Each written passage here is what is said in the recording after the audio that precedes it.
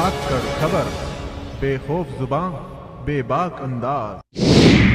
धाकड़ खबर के news room से मैं आपके साथ हूं अकरम रईस खान। उत्तर प्रदेश की एक लोकसभा सीट को लेकर आपसे बात करना चाहता हूं।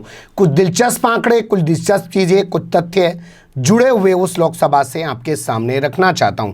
लोकसभा सीट का नाम है सहारनपुर। दो हिस्सों में पूरी खबर आपके सामने रखूंगा। पहली खबर के अंदर मैंने जो हिस्से बनाए हैं यानी कि उसको 6-7 पहलुओं में आपके सामने रखूंगा, और दूसरी खबर यानी कि दूसरा जो हिस्सा होगा खबर का उसको 4-5 पहलुओं में आपके सामने रखूंगा। यानी कि आप ऐसे समझ सकते हैं कि जो खबर अभी आपके सामने रख रहा हूं वो सहारनपुर की लोकसभा सीट का जो हाल है उसका पहला पार्ट आपके सामने रख रहा हूं। वहां एक दिलचस्प चीज उभर रही है कि सहारनपुर के अंदर क्या मायावती का जलवा चलेगा या चंद्रशेखर आजाद उर्फ रावण, हालांकि वो अपने नाम में रावण नहीं लिखवाना चाहते हैं, उससे वो इत्तेफाक नहीं रखते हैं, मना करते हैं कि उन्हें रावण ना कहा जाए। उस सीट पर क्या रहने वाली है दलित समाज के लोगों की भूमिका? क्या वो मायावती को अपनाएंगे या युवा चेहरा चंद्रशेखर आजाद को वो स्वीकार करेंगे? इन्हीं सारे पहलुओं पर बात करेंगे। आगे बढ़ने से पहले छोटी सी एक अपील आपसे करना चाहता हूं कि अगर आप लोग YouTube पर देख रहे हैं तो हमारे चैनल को सब्सक्राइब कर सकते हैं।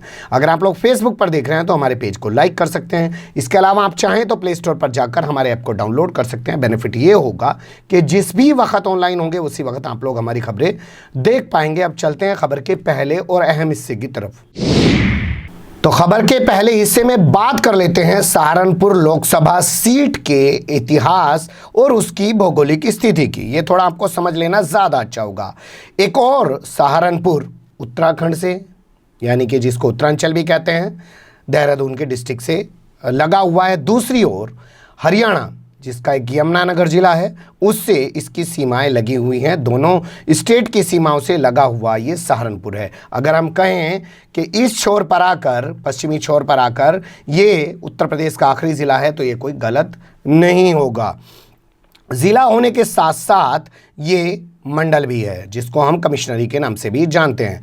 मुजफ्फरनगर और शामली ज़िले दोनों इसी कमिश्नरी के तहत आते हैं, इसी सहारनपुर लोकसभा में। सहारनपुर की एक और ख़ास पहचान है, वो और थोड़ा देख लीजिए। अगर हम देखें कि ये मुस्लिम बाहुल्य ज़िले के तौर पे तो जाना जाता ही है, लेकिन इसकी एक दिलचस्प पहचान और ज़बरदस्त है, वो ये है कि देवबंद जैसा मुस्लिमों का बड़ा शिक्षण संस्थान इसी ज़िले के अंदर आता है, जो पूरी दुनिया में जाना जाता है।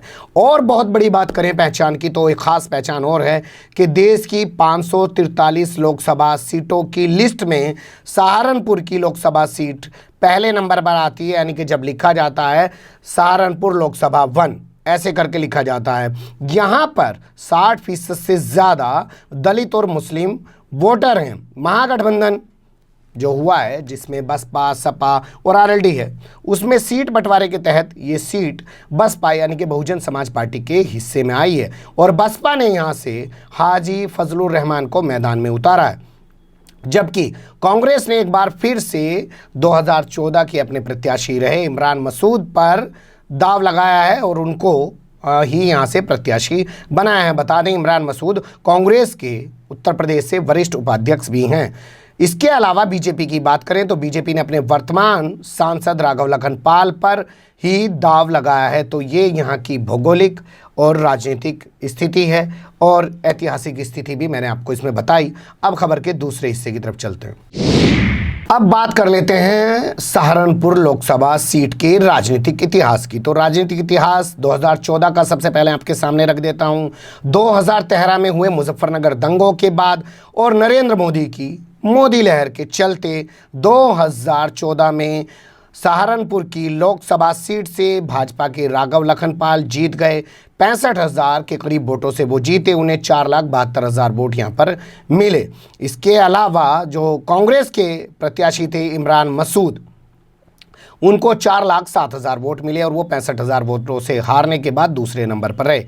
इसके अलावा तीसरे नंबर पर बसपा प्रत्याशी जगदीश सिंह राणा को महज यहाँ पर 2,35,000 वोट मिले, वो तीसरे नंबर पर रहे। ऐसे ही अगर हम देखें तो सपा के प्रत्याशी रहे सादान मसूद, उनको तो बहुत बुरी हालत है, चौथे स्थान पर रहे। 52,765 वोट उनको मिले, वो चौथे स्थान पर रहे। अगर हम दोनों के वोट जोड़ देते हैं सपा और बसपा के, क्योंकि साथ मिलकर लड़ रहे हैं, तो 2,88,000 करीब वोट होता है, जबकि भाजपा प्रत्याशी को मिला 4,72,000। उस हिसाब से देखा जाए तो 1,92,000 की अभी कमी होती है, जबकि कांग्रेस के जो प्रत्याशी हैं वो 4,07,000 पे तक पहुंचे थे। 2009 का आंकड़ा आपके सामने रख रहा हूं। जिस प्रत्याशी को तीसरे नंबर की पोजीशन मिली 2014 में, यानी कि बसपा के प्रत्याशी जगदीश सिंह राणा को, वो 2009 में यहां से लोकसभा सीट जीत गए थे। 3,54,860 वोट, 807, यानी कि उनको वोट यहां से मिला था। और उन्होंने सपा के जो प्रत्याशी थे, यहाँ का बड़ा चेहरा है काजी रशीद मसूद, उनको 2,69,934 वोट मिले थे। उनको उन्होंने हरा दिया था करीब 84,000 वोटों से, उनकी हार हुई थी। ये यहाँ का राजनीतिक इतिहास है।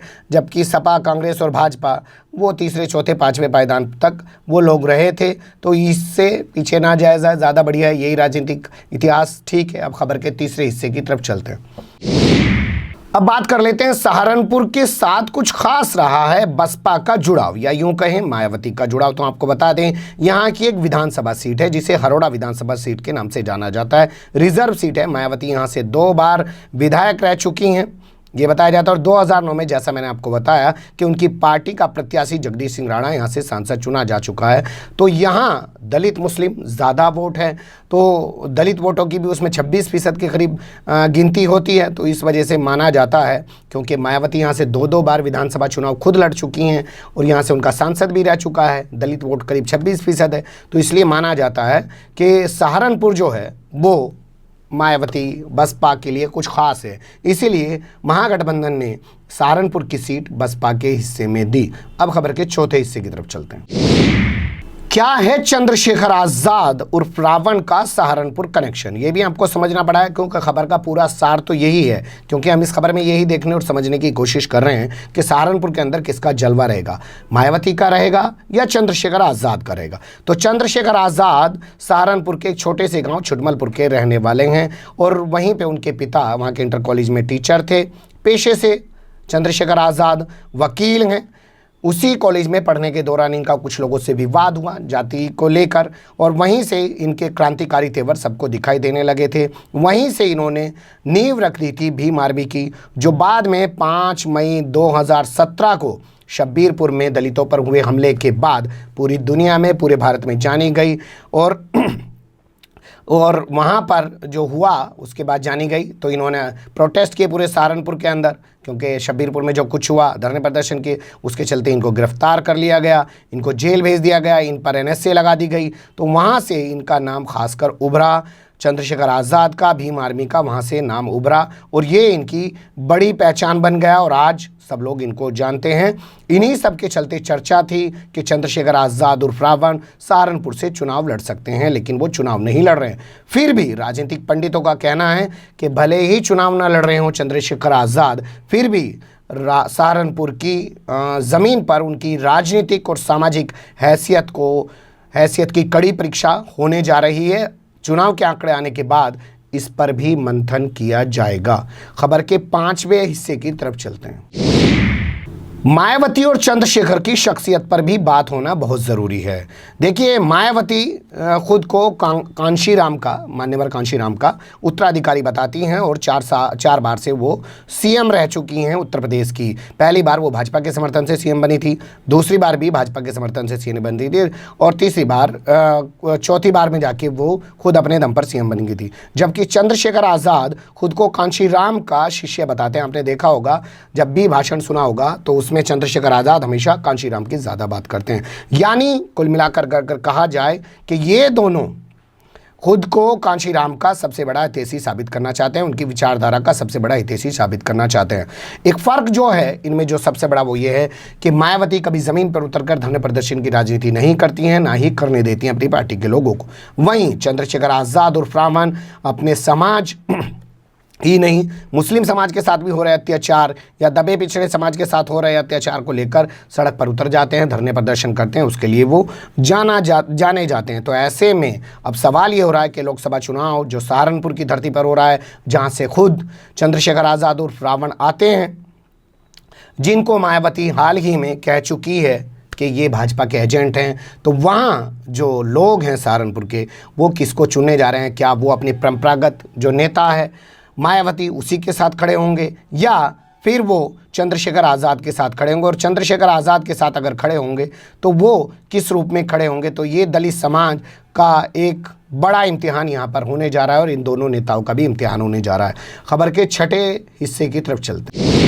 क्या कांग्रेस को मिल सकता है चंद्रशेखर आज़ाद का साथ? इस पर भी थोड़ा गौर कर लीजिए। देखिए, आपको बता दें, शब्बीरपुर हिंसा के बाद जब गिरफ्तारी हुई चंद्रशेखर आज़ाद और रावण की, तो हिंसा के बाद से ही वहाँ के जो सांसद प्रत्याशी रहे थे इमरान मसूद, जो कांग्रेस के प्रदेश उपाध्यक्ष भी हैं, वरिष्ठ प्रदेश उपाध्यक्ष, वो हर मौके पर हर हाल में इमरान के मसूद जो हैं वो पहुँचे चंद्रशेखर आज़ाद और रावण के साथ, और उन्होंने कहा कि मैं अपने लहू की बूंद बूंद भी इनको दूंगा। और उन्हीं के साथ प्रियंका गांधी अभी हाल ही में मेरठ के एक अस्पताल में मिलने पहुंच चुकी हैं चंद्रशेखर से। वो तस्वीरें आपने देखी होगी।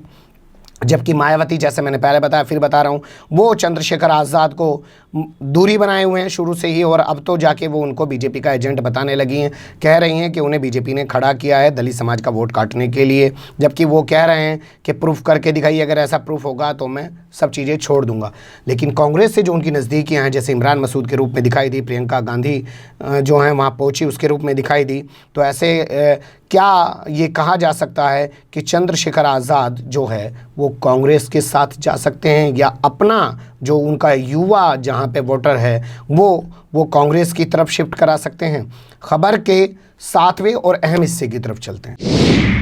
खबर के सातवें और अहम हिस्से में बात करना चाहता हूं आपसे कि 23 मई को आने वाले चुनावी नतीजे जहां ये साबित करेंगे कि सहारनपुर की सीट पर कांग्रेस की क्या हैसियत है, वही 2014 की तरह है, जहां ये साबित करेंगे कि महागठबंधन की क्या हैसियत है, और ख़ासकर बसपा की मायावती की क्या हैसियत है। वहीं ये भी परखना होगा बहुत ज़रूरी कि चंद्रशेखर आज़ाद, जिनका गृह ज़िला है सहारनपुर, वहाँ पर क्या वो कितना असर रखते हैं? क्योंकि खुलेआम हमने देखा है, जंतर मंतर पर मेरे साथी इकराम जब प्रोटेस्ट कवर करने गए थे कांशीराम के जन्मदिन के मौके पर, तो वहाँ बहुत सारे भीम आर्मी के लोग मिले। उन्होंने कहा कि ये लोग मिशन वाले नहीं हैं, बसपा की तरफ हाथ उठाते हुए कहा, उंगलियां उठाते हुए कहा मायावती की तरफ, कि कमीशन वाले लोग हैं और कमीशन वाले लोगों को हटाना पड़ेगा और हमें जो कांशीराम जी की विचारधारा है उसको आगे बढ़ाना पड़ेगा। तो दोनों के अंदर द्वंद्व है, और वो द्वंद्व किस तरीके से सामने आएगा उसे 23 मई को जब नतीजे आ जाएंगे उस पर बात करेंगे। लेकिन यहाँ का जो चुनाव है वो सिर्फ हम भाजपा, कांग्रेस और महागठबंधन के नज़रिए से नहीं देख सकते हैं।